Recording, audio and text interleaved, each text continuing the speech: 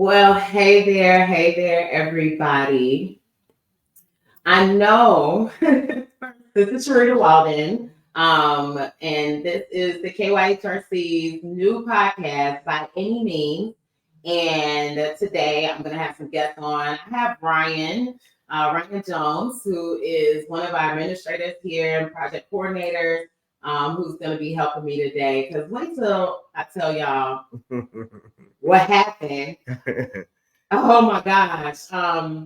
First of all, let me just open up with by any means, we're just not any other podcast, you all. We are a space where we're going to get real about harm reduction, resistance, about building spaces that center our people with lived and experience. And it's going to be live and it's going to be unfiltered. And we're going to be talking about a lot of things, especially that are currently happening here.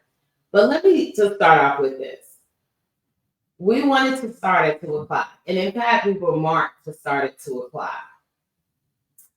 There were all kinds of technical difficulties that we did not have, right? That part. Right. We did not have before. I'm even hoping right now that our mics are working because they weren't. And honestly, if I'm really real, like I usually am, I think that it's the energy. Something is trying to stop us from having this conversation because, of course, today the conversation was going to be very charged and very much so dealing with the real and what we're dealing with and what's going on today in society. So Henry could not make it on the podcast today. He has a kiddo at home that's not feeling well. So we're going to send positive vibes and energy to Henry while we chat today for the time that we have. If we go over a little bit, that's okay. Again, by any means you all mean by any means, right, Ryan? Right, by any means necessary. Exactly.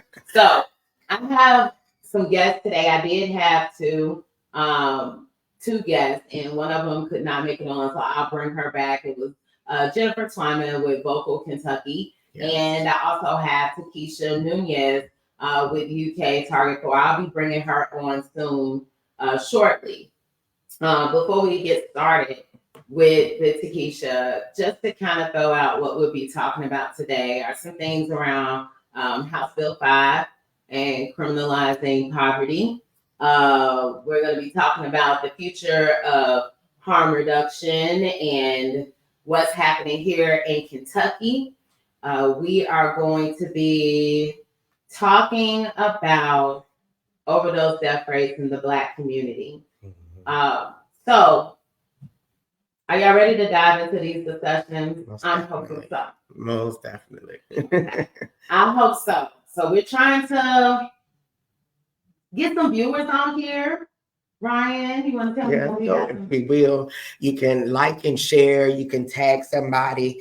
You can share this with somebody. Say, hey, look, check this out. Come in, listen in. We are on every Thursday at 2 p.m. And so, again, like and share. You can check us out on all social media platforms at Kentucky Harm Reduction Coalition. Kentucky Harm Reduction Coalition. You can check us out anytime on any social media platform. Okay. So, do we have Takesha coming on yet? I am about to park. I am on mommy duties. As you know, the work don't stop, the work don't end. Well, most definitely. Well, we'll definitely wait for you. Some Give good me 30 news. seconds. Okay. Well, some good news though, Sharita. Tomorrow will be I'll be celebrating my 2 years of sobriety. So definitely. So I'm just wonderful, glad. That's the best kind of love that I could have ever given to myself on Valentine's Day. And so I'm glad that you all, Kentucky Harm Reduction was a part of that. My church family, my family back in Virginia. So it was definitely a pleasure taking this ride with people that actually will help uphold you, hold you accountable, and again, by any means it took for me to end up here in little old Louisville, Kentucky, to come and meet with some loving people like Sharita and Takesha, and our team here at Kentucky Harm Reduction. And so I definitely appreciate you all being a part of my journey. It ain't gonna stop, but I'm not going back, and so it is what it is. Listen, well, congratulations. Yes, thank you, Ryan. I'm so proud of you, and I'm glad that you're a part of our team. And it actually kind of takes us right into the first topic. Right. And Takesha, can you introduce yourself and share what you do out here in these streets? Let me see. Takesha Nunez. I work for the University of Kentucky Target 4 program. And just like the name of your podcast, I'm out here making a difference by any means. So we are running these outreach syringe programs. We're out here doing HIV and Hep C testing. New to our job is linkage to care. So people who are HIV positive, we are walking them through that process, whether they are newly positive or they have been positive for a while and just need some help getting reconnected. So we are out here with my team, and it's mostly them. I'm so glad that I lead such a great team here in the city that are in these encampments, that are at these sites, rain, sleet, and snow, because we getting it all in Kentucky. Yeah. But out here educating, testing, leading people to, reducing that harm that can occur when you're houseless, when you're HIV positive, when you have a substance use disorder. Absolutely. So yeah, and then Takesha kind of took us back to the other way, but I'm gonna go into one of the first topics. I mean, you just shared, Takesha, how you're out in the streets, and my team, our harm reduction program manager Alicia, got our folks out in the streets. Overdose death rates in Black communities. Who's listening? Like, who's really listening to us? So we already know past data, because I'm thinking that the data is going to look a bit different this year, but past data has shown that Black folks are dying at higher rates, right? We just heard, Ryan share about his recovery journey and having an opportunity to live. And we got policymakers, right, that feel like it's falling on deaf ears. Sharita, you muted. You muted yourself. I'm muted. So this is what's happening. I'm muted because I have to use Ryan's mic. Gotcha. So I go in and out. I might need to get closer to Ryan, or I might need to take his listen. By any means, y'all, that's how this podcast is working today. When I say by any means, we got this sucker together. But I'm leaning in a little bit more. Can you hear me, Takesha? Yeah, I can hear you now. Okay, cool. All right. So thank you for letting me know you couldn't hear me before I went any further. But why do you think that there's like no sense of urgency, or this idea that we've come far enough, when we think about the overdose death rate in the Black community specifically? Does it, and I'll question it to you, do you feel like it feels like no sense of urgency? What are your thoughts on that? Well, I have been in harm reduction since harm reduction began in Kentucky, and I was at the health department. I ran that program there, and one of the things that consistently saw is that we were not reaching communities that look like me. So for a variety of reasons, we use differently. So we know that syringe use, because it affected so many of our white counterparts, was highlighted. And then also we spent a lot of time, and we did a lot of great work, because I was on the front lines doing that great work with making sure that there was naloxone in those spaces. But we weren't doing the work as much, making sure it was in spaces of the way that Black and brown people were using. Yeah. So we weren't able to give out, and we're not able to give out other materials that, like, say for snorting kids. We're not able to have those conversations a lot. Nobody's coming to Syringe Exchange having a conversation about pill use. And Yeah. so we have to go to the streets, which is what I do a lot of times with places like The Spot. We're going in there talking to the youth that look like me, that look like my children and my nieces and nephews, and saying, hey, who's popping pills? Like, we have to have those conversations, but the school system's not really letting people in to do that. Um, Certain spaces aren't allowing us to be in there to do it.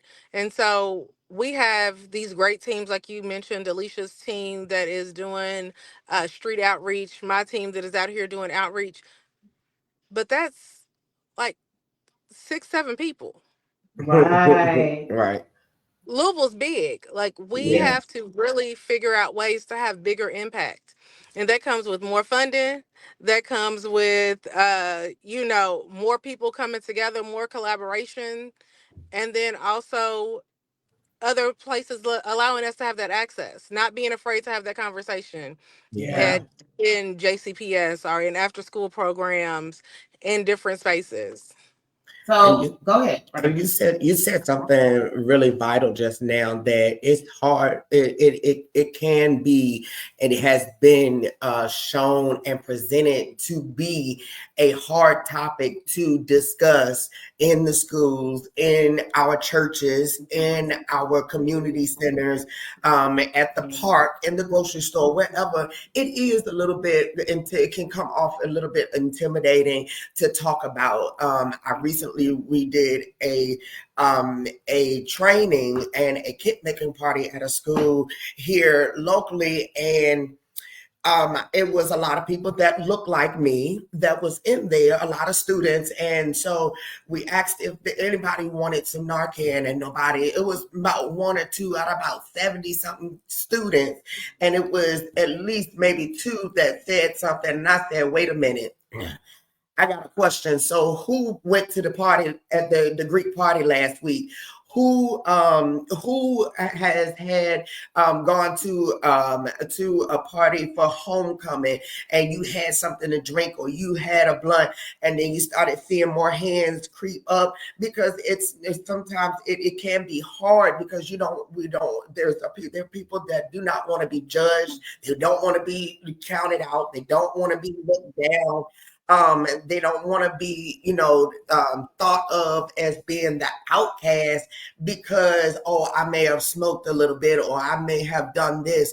And so joining in with our partners allows us to be able to tap into these hard to reach places. Yeah. Yeah, so I do education at The Spot with the Mhm. Goodwill. And every time I do a Narcan education, I ask the question, how many people have either overdosed or know someone who has overdosed? Mhm. Always more than half the class raises their hand. And this is 16 to 24-year-olds. So, and then also I did an education in one of our surrounding counties at a senior center. I was talking about sex with the elders, but that's another day for by any means if you want to have that conversation. But Okay. we talked about Narcan as well. And one of the ladies said, in my senior home, 3 people have overdosed in the last month. Mm-hmm. Wow. And so they're forgetting if they're taking their pills. And we have to normalize this conversation, because it's Right. not always that somebody's at the party like the infomercials used to be with this Mhm. bowl and looking like Skittles of pills. Right. It's not Exactly. always that. It could be, I don't know what if I remember if I took my pill. Or it could be like, unfortunately, the kids that are passing away because they're getting in somebody's purse or in somebody's bag and Mhm. taking a pill. We all should have Narcan, but until we normalize it, we're going to have these issues. Until the churches, especially the churches that are in high risk areas, and pretty much every area is a high risk area, if you Right. ask me. But you are there. The community is coming into your space, and just because it's Yeah. church, don't mean somebody ain't gonna pop a pill in the bathroom or get high in the bathroom? Are Or we do it prepared to help beforehand. save our community? So that's the thing, you all. When we think of, because all of this is true. When you think of the whole concept of by any means and how that resonates with us and what we're talking about today, at this time right now, how are we going to do that? Because the onus is on us. Yeah. Like the people that we're talking about are people that look like us, and unfortunately, the people who do not look like us cannot care about us the way that we can. So it's the how now, and the how involves our community, right? Like for me, it's thinking about how we are talking about colleges and universities, and where is Kentucky State in this as being an HBCU or Simmons? Because it's been quite easy, right, to get into the institutions, the predominantly white institutions. Mhm. It's been a much smoother feat to engage the predominantly white institutions. But where are we as far as engaging our Black institutions, right? And our Black community organizations that are doing work in the community? Like, we sat with Sowing Seeds of Faith, Sowing Seeds with Faith, Demarion Fleming's group, and we'll start doing more work with them. But we need to talk about the people who are doing violence prevention in the Black community, because what is happening is it's separate. It's separate. It's like, that's my lane. I'm doing this. You're doing that. And I'm like, but it's all relative, because what you're actually doing when we're talking, what is it? Gloves, not guns. When we talk about these things, we're talking about the same thing. We're saying, trying to reduce the risk of harm to ourselves and the circles of love that surround us. And so when we start putting that out there, saying that it's not either or, you guys, when we're talking about prevention of violence, we're actually also talking about how we prevent unintended pregnancies with relationships. When we think about the batterers intervention class that I've sat in before, and I had to stand in for one of my colleagues, and primarily people of color in those classes.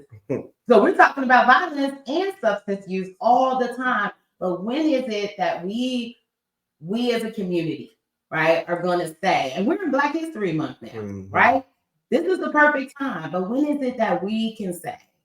And this is talking to people who's joining us, and it's a question to you, to us. If we care about our community, and this is to Keisha and Ryan, Ryan, especially coming from lived experience, right? If we care about our community, what does it look like to implement prevention strategies in our community? If we say that we love our community, if others who don't look like us say they love the communities of color, brothers and sisters, our Christian brothers and sisters, our other faith-based organizations, brothers and sisters, if we care about these individuals, what does it look like to actually implement these prevention strategies that we're talking about? You want to go ahead? So I'll start. Yeah, I'll go ahead and then I'll let you jump in. We're both like double Dutch, right? Okay, right. So when you say that, and I think about different communities, because hey, I am first and foremost, I'm a Christian. I love Jesus. That part. Uh-oh. You went out, Keisha. Okay, there we are. You did a little bit. It's going in and out. It's messing up a little bit. Can you hear me? I'm gonna get out and come back in. Okay. Answer the question. Okay.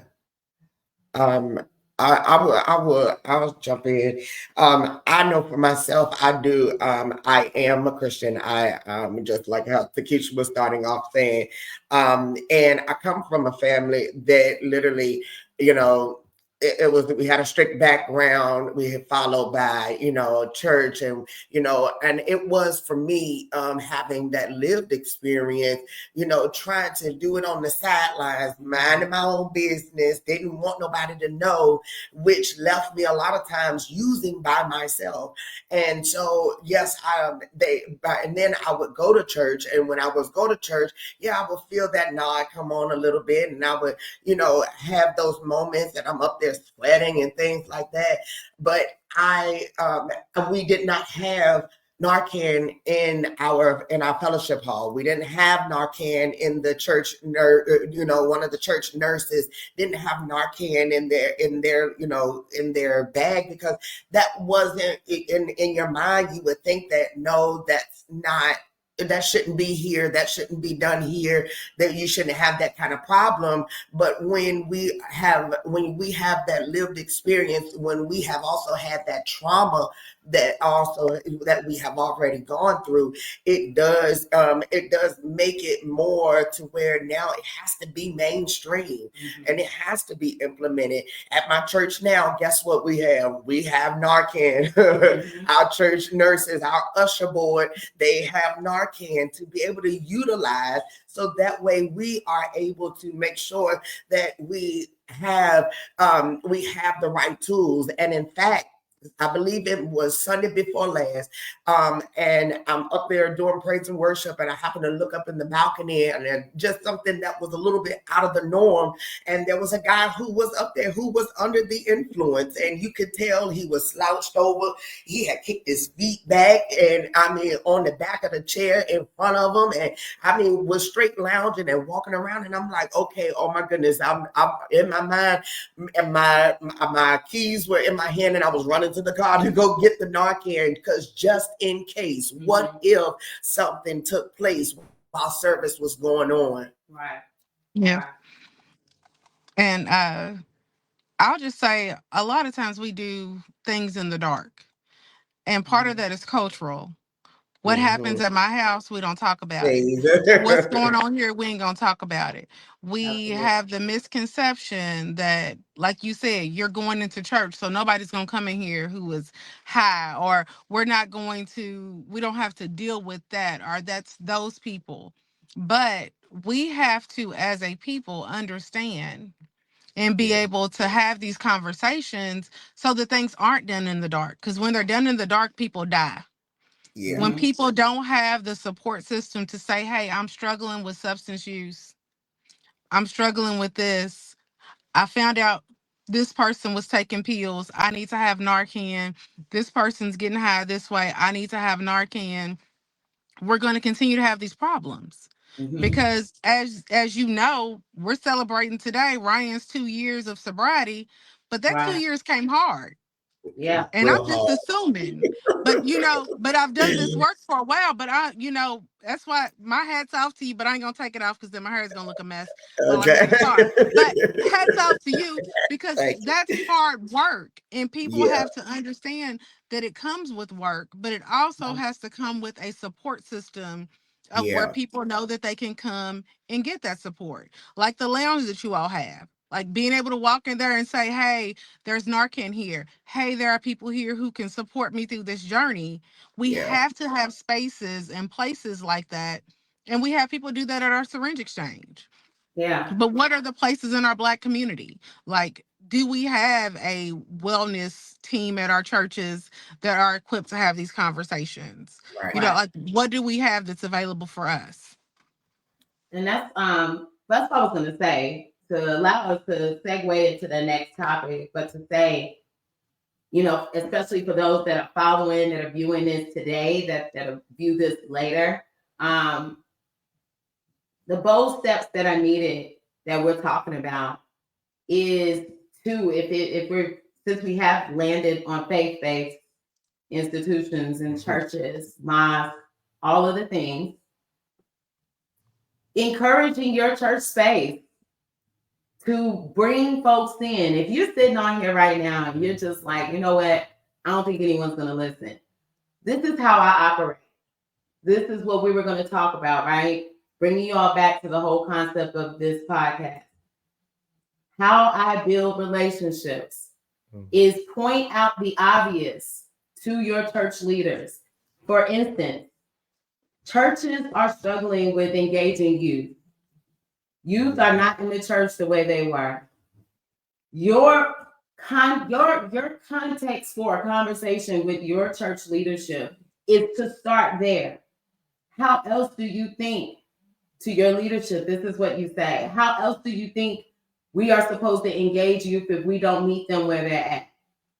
This is the conversations that you have with the people that you built the relationships up to. They want more young people to be involved, which is great. Bring it back to them. The next step, you're looking at your community centers. Ask the questions to the leaders of these community centers. Ask them, do you have any classes on prevention? Are they talking about it? If you are at Chickasaw, Shawnee, all these different community centers you parks, they should have classes. The first class that I did for Red Cross was at the YMCA when I was a sophomore in high school, when I did HIV prevention as a peer educator for Red Cross. Now, mind you, I didn't get in that field all because I wanted to be an educator. It was because my parents were strict and I could go and see a boy I liked for free of charge, no lying, nothing, because he was going to do the class with me. But it was so cool because we went to a YMCA. Ask the YMCA. Daycares. Ask the daycares. You have the power in your voice to ask for these things in the community. And when they say they don't know where, you know the spot. You follow this podcast. You are following our social media platforms. You see us in the community. But it's going to take you. And these are the bold steps we have to take when we want something. We can start with our inner circles, which is what Takesha does, which is what Ryan does, what Alicia does. It's starting the inner circle. Start with my own church. I start with my own people. But if you are following this, which is us segue into another hard topic, if you're following this and what's happening in the climate today, the work that we are collectively doing is at risk. It is at risk. And it is the next part, the future of harm reduction here in Kentucky. Now you hear about what we're doing in this city, not just the city. We talk about what we're talking about in the city, but we do stuff across the states, you guys. Yeah.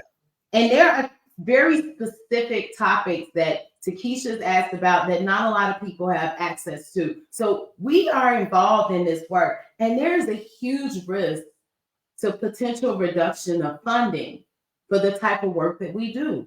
Yeah. And that's a very serious topic. And for us to continue to do this work by any means, at the capacity that we're doing it, we need your voices. So let me tell you what's happening. Harm reduction in Kentucky is under siege. And this is why I think our podcast got interrupted with all these dang technical difficulties. Because don't get me wrong, I know energy is energy. Yeah. But it's because I wanted to have a real talk. This is about real talk and real conversations. It's under siege. But who's really behind these attacks? And what's the agenda? Now, you all probably think I'm about to go into a conspiracy theory. I'm not. And it's actually segueing off of what we're talking about. With that question, who is behind the attacks? I'm not looking to point fingers at legislators, at governor leaders. I'm not looking to point any fingers. What I think is, and you all are going to chime in, I'm going to ask you to chime in because this may not be true for everybody.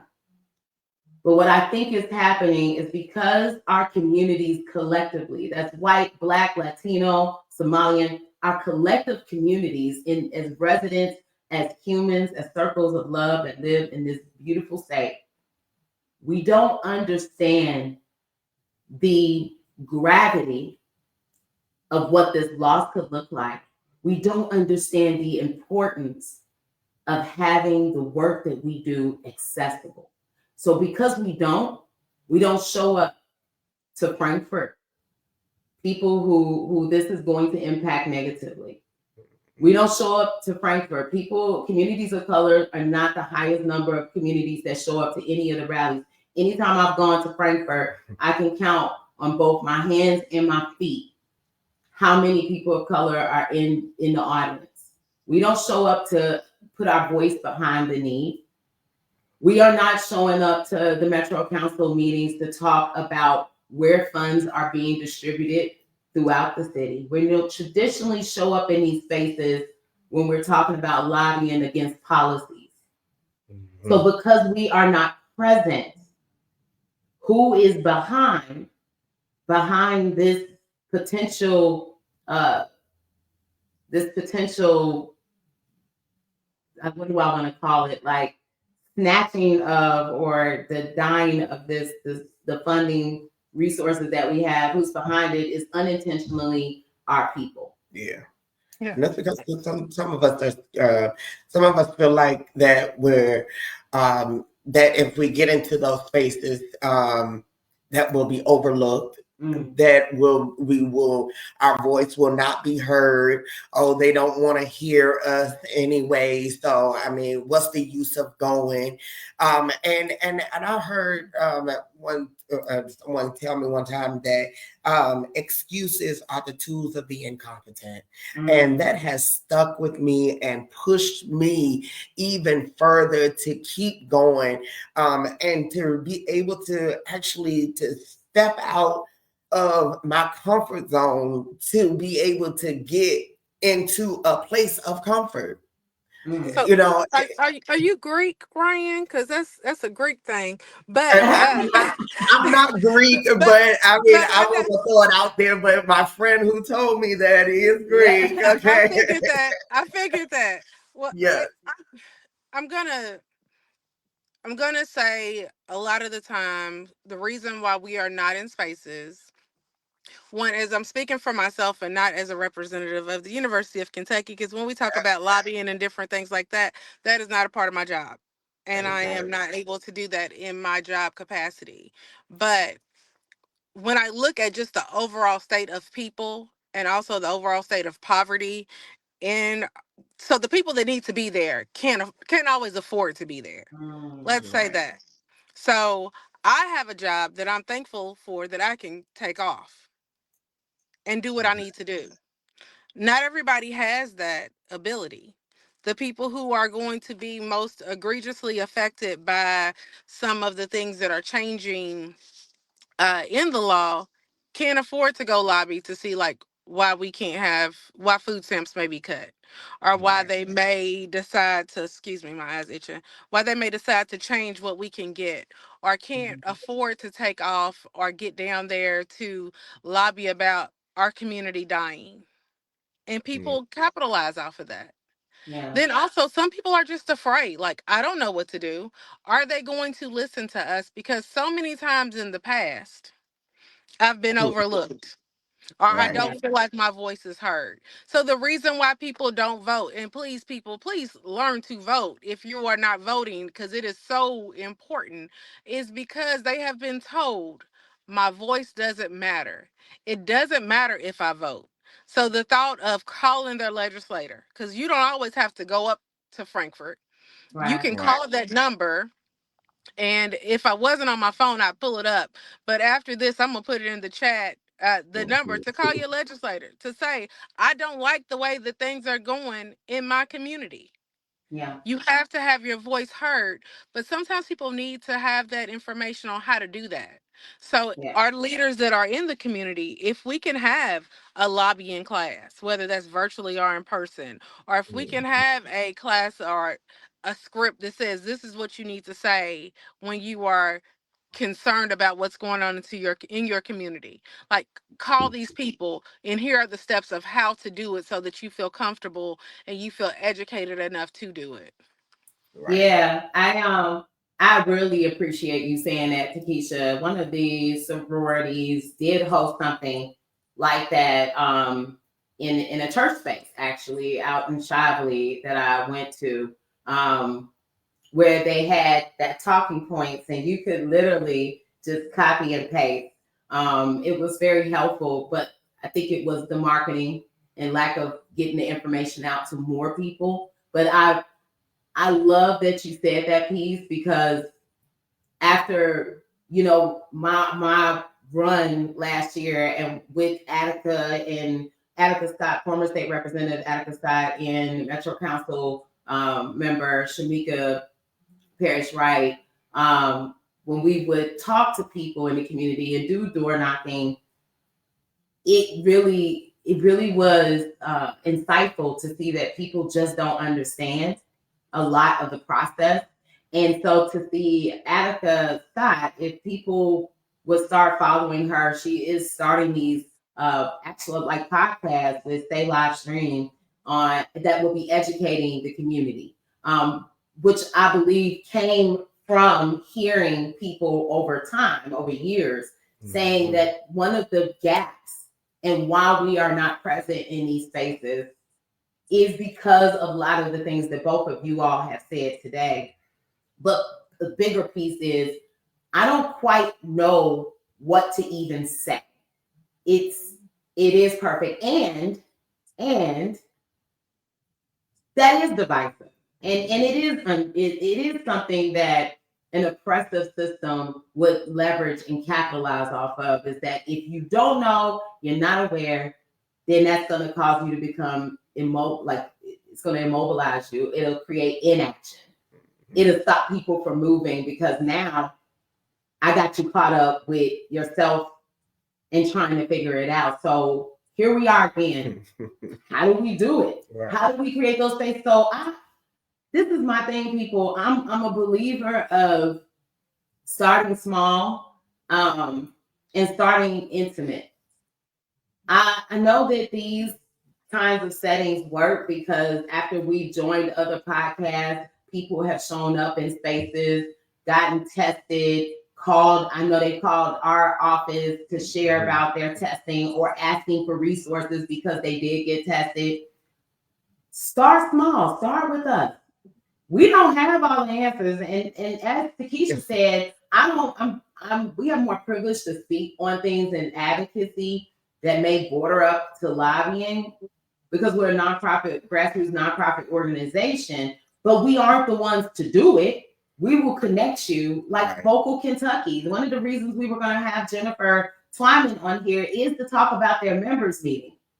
Yeah. This is the thing, you guys.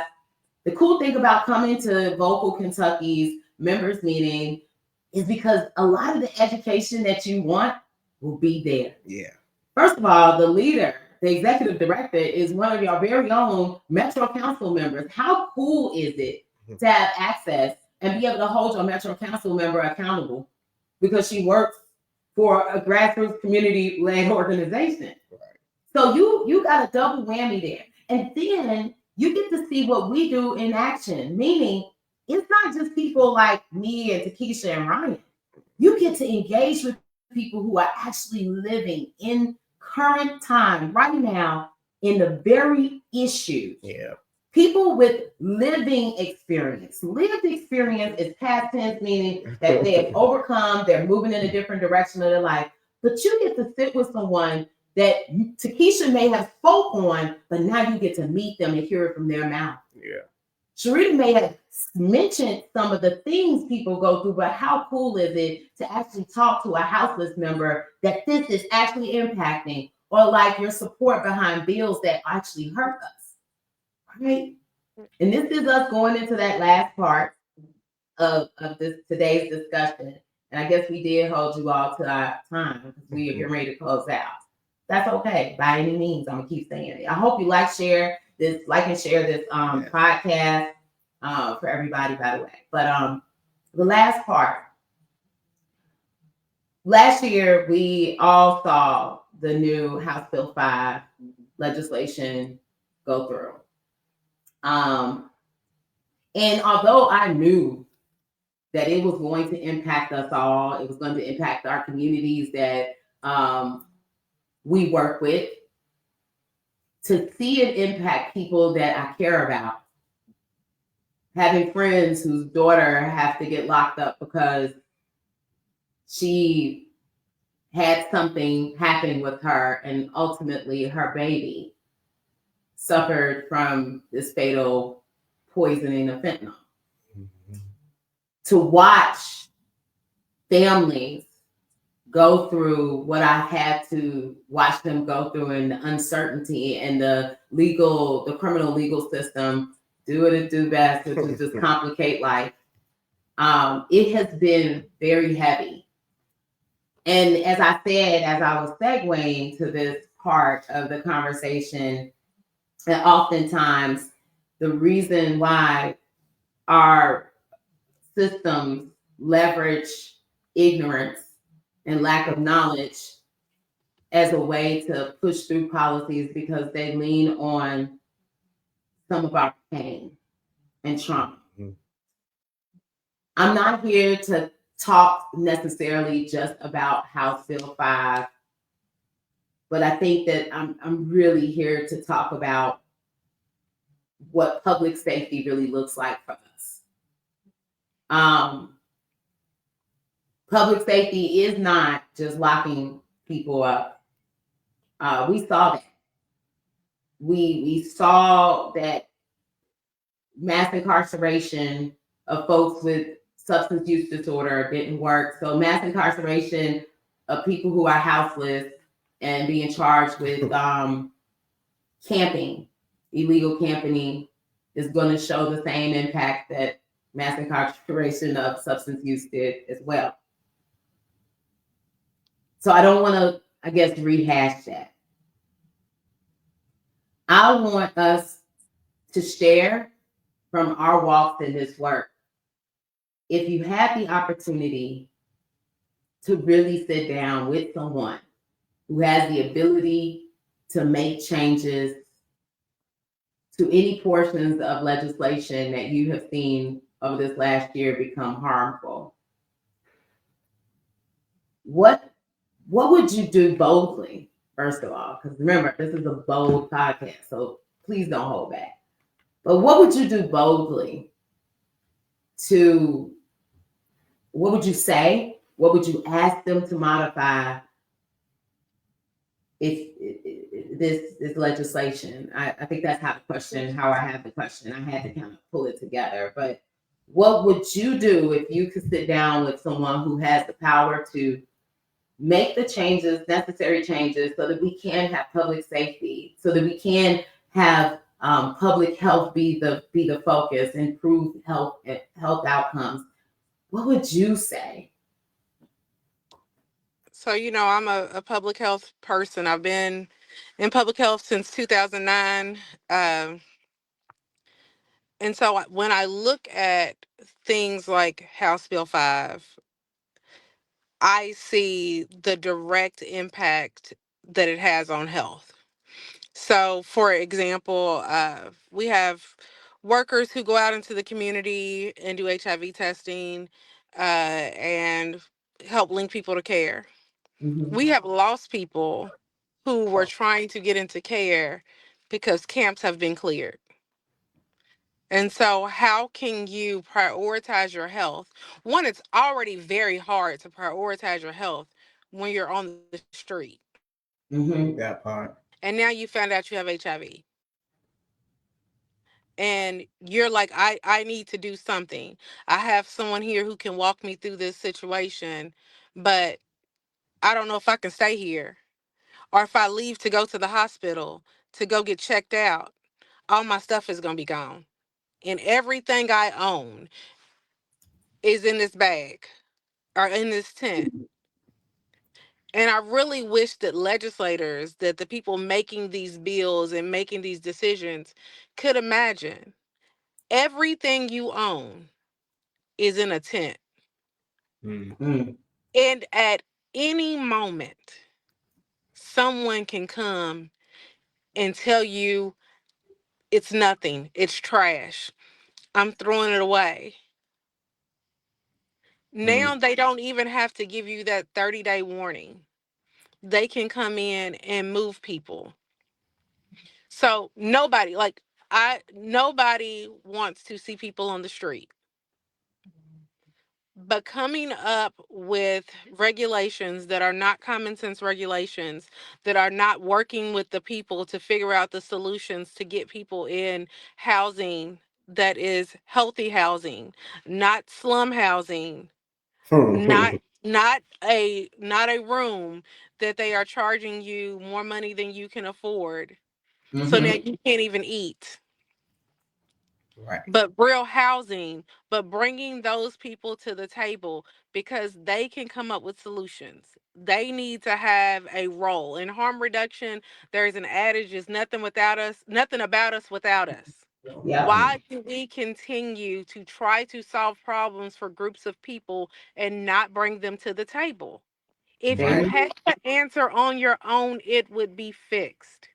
Right. But the way that we continue to do things continues to harm people because we are not asking them, what do you need? I Well put. I just think because that was so well put, really. But I would just simply say what our as Kentucky Harm Reduction Coalition, our three pillars would sum it all up together.